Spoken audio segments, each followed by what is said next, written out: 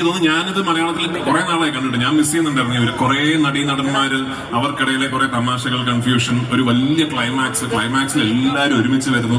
അത്തരം സിനിമകൾ ഞാൻ കണ്ടിട്ട് കുറെ നാളായി. എനിക്കൊന്ന് അവസാനം ഈ വെട്ടമൊക്കെ ആയിരിക്കും അങ്ങനത്തെ ഒരു സിനിമ വന്നത്. അപ്പൊ അങ്ങനെ ഒരു സിനിമ അതിൽ അഭിനയിക്കാൻ സാധിച്ചതിൽ, അതിലെ ഒരു നിർമ്മാതാവാകാൻ സാധിച്ചതിൽ വലിയ സന്തോഷം.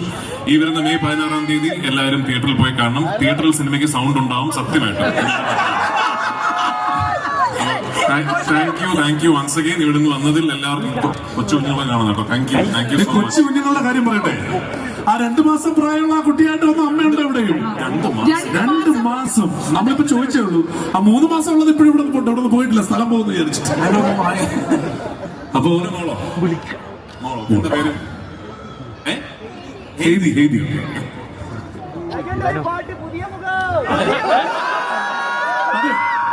നമുക്ക് തീർച്ചയായും ഞാൻ കുറച്ച് പേരുടെ നന്ദിയും കൂടി ഒന്ന് അറിയിച്ചോട്ടെ. AP ഇന്റർനാഷണൽ ആണ് നിങ്ങൾക്ക് വേണ്ടി ഈ ചിത്രം ഓവർസീസ് ഡിസ്ട്രിബ്യൂട്ട് ചെയ്യുന്നത്. Middle east distributor home screen entertainment ആണ്. സിംപ്ലി സൗത്തും റോക്സി സിനിമാസുമാണ് നിങ്ങൾക്ക് വേണ്ടി ഇത് പ്രസന്റ് ചെയ്തത്. നമ്മുടെ പ്രൊഡ്യൂസർ ഇവിടെ എത്തിയിട്ടുണ്ട്, അദ്ദേഹത്തെ കൂടി ഒന്നും കൂടി സ്വാഗതം ചെയ്യണം. അതിനോടൊപ്പം താങ്ക് യു സിരി വോക്ക്, ജെൻജാ സെക്യൂരിറ്റി. പക്ഷേ കഴിഞ്ഞിട്ടില്ല, നിങ്ങളെ ഞാൻ അവരെ അങ്ങനെ പിരിച്ചുവിടാൻ ഉദ്ദേശിച്ചിട്ടില്ല. കുറച്ചുകൂടി സമയം എനിക്ക് നൽകിയേ പറ്റുള്ളൂ. മുകേഷ് സർ, ഒരു 2 വാക്ക് എല്ലാവർക്കും. One of the most famous producers in Kerala, Mukesh Mehta. കേട്ടോ, അദ്ദേഹത്തിന് വേണ്ടിയിട്ട് ഒരു നല്ല കൈ അടി. ദുബായിയുടെ ഓഡിയൻസിന് ഇത്ര വലിയ സംഖ്യയിൽ ഇവിടെ വന്നു.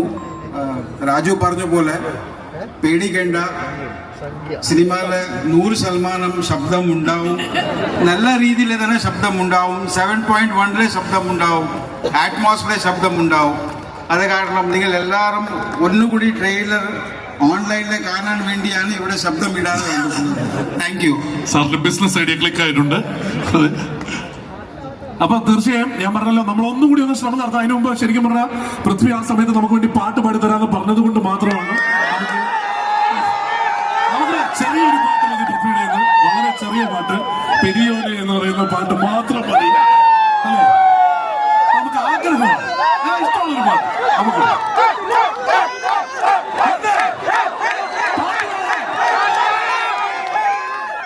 ഒരു പാട്ട് ഇല്ലെങ്കിൽ ബേസിൽ കൊണ്ട് പാടിക്കും. അതുകൊണ്ട് പ്രശ്നം വേണ്ട, അത് വലിയ വിഷയം പറയാലോ.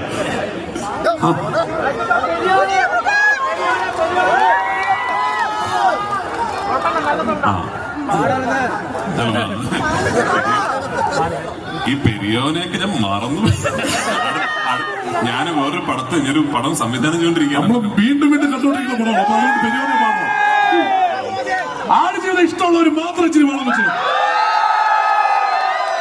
ഇനി പെരിയോനെ പാട്ട് ഇഷ്ടമുള്ളവർ മാത്രം ഇച്ചിരി വേണം വെച്ചു. ഇനി ബാക്കിയൊക്കെ ക്രൗഡ് തീരുമാനിക്കും.